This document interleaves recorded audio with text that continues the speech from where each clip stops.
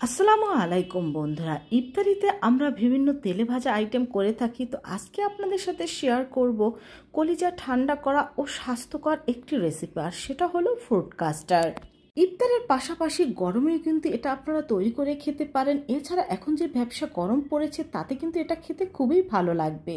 তো এই জন্য প্রথমে এখানে আমি 1 লিটার পরিমাণ দুধ নিয়েছি, আর তার মধ্যে দিয়ে দিচ্ছি হাফ কাপ পরিমাণ গুঁড়া দুধ।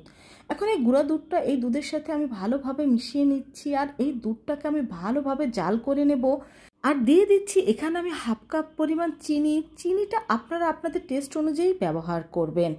আর এই দুধটাকে জাল করে আমি 3 ভাগের 1 ভাগ কমিয়ে নেব, দুধটা কিছুটা ঘন করে নেব।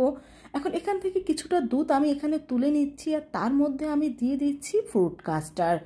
এখানে এই ফ্রুট কাস্টার্ডটা আমার বাসায় তৈরি, আমার চ্যানেলে ভিডিওটি দেওয়া আছে, আপনারা চাইলে দেখে নিতে পারেন। এছাড়া আমি এই ভিডিওর ডিসক্রিপশন বক্সে এই ফ্রুট কাস্টার্ডের ভিডিওটার লিঙ্ক দিয়ে দেব, আপনারা দেখে নিতে পারেন। তো ফ্রুট কাস্টার্ডটা আমি দুধের সাথে আলাদা করে মিশিয়ে নিয়েছি, কারণ সরাসরি এটা দুধের মধ্যে দিতে গেলে এটা দলা পেকে যেতে পারে, তাই আলাদাভাবে এটাকে গুলিয়ে নিতে হবে। এখন এটাকে দুধের মধ্যে দিয়ে দেবো 1 হাত দিয়ে, আর আরেক হাত দিয়ে এটাকে ভালোভাবে নাড়তে থাকবো, তা না হলে এটা কিন্তু দলা পেকে যেতে পারে। তো অবশ্যই এই টিপসটা কিন্তু লক্ষ্য রাখবেন। সারাদিন রোজা থাকার পরে ঠান্ডা ঠান্ডা এরকম ফ্রুট কাস্টার্ড খেতে কিন্তু খুবই ভালো লাগে।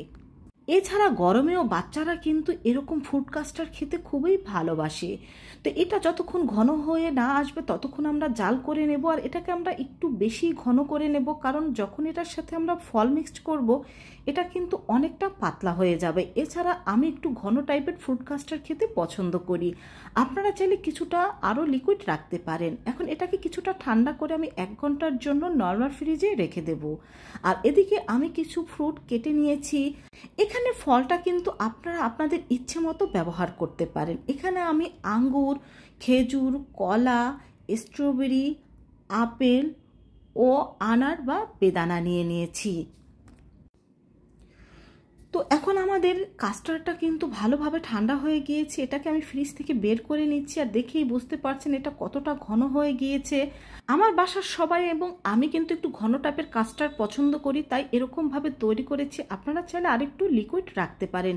তো এটাকে কিছুক্ষণ আমি একটু ফেটিয়ে নিচ্ছি, তারপরে এর মধ্যে একে একে আমি সব ফলগুলো দিয়ে দেব। তবে বন্ধুরা, এখানে আঙুরটা কিন্তু একটু মিষ্টি টাইপের ব্যবহার করার চেষ্টা করবেন, এতে এটা খেতে কিন্তু অনেক বেশি ভালো হবে।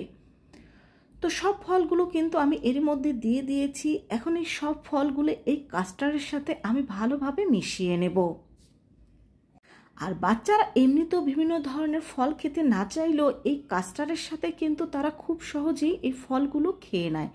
আর এটা কিন্তু শুধু বাচ্চাদের জন্য নয়, বড়দের জন্য কিন্তু একটা স্বাস্থ্যকর রেসিপি।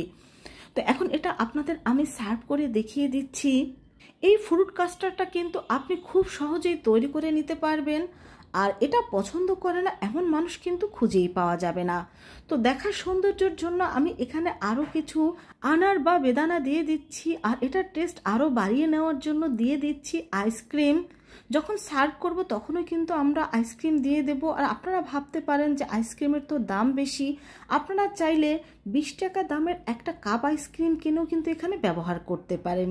তো ডেকোরেশনের জন্য এখানে আমি কিছুটা স্ট্রবেরি দিয়ে দিয়েছি। এই তো তৈরি হয়ে গেল মজাদার স্বাদের ফ্রুট কাস্টার্ড।